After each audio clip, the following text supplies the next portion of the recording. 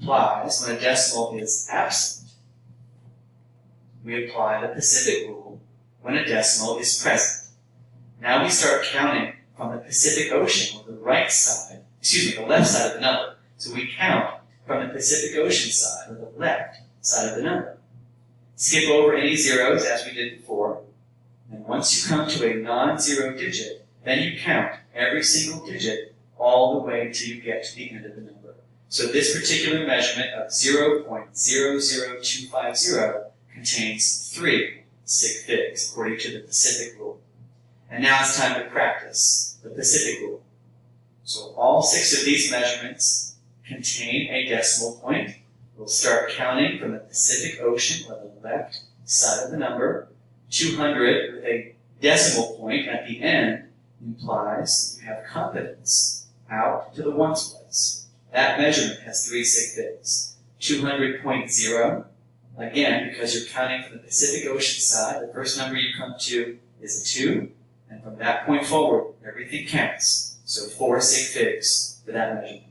Similarly, 3 is the first number we come to on the Pacific Ocean side, so everything counts. 4 sig figs. But now, what do we do with this next measurement? 0.007. We have to skip over the leading zeros, and this measurement only has 1 sig fig. Our next example is 0.0020.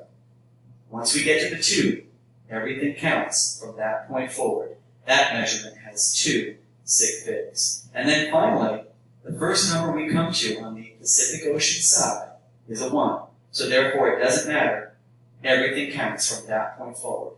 That measurement, 1.0020, contains 5 significant figures. Okay, so now it's time to summarize what you learned in this video. First, I talked about the definitions of precision and accuracy. We said that precision applies when a set of measurements are very close together, very similar to each other. We said that accuracy is when a measurement is correct or very close to an accepted value. When you take a measurement on a ruler, you always must add an estimated digit at the end of the number, which represents 1 power of 10 smaller than what those lines are worth on the ruler.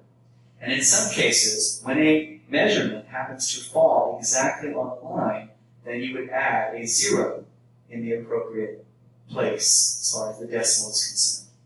Finally, we talked about significant figures, or sig figs, and we said that there were several rules for figuring out how many sig figs there are in a measurement. And I taught you the Atlantic and the Pacific rule to help you keep track of when the zeros count. So you may watch this video over and over to help you understand it, and you may see me if you have specific questions.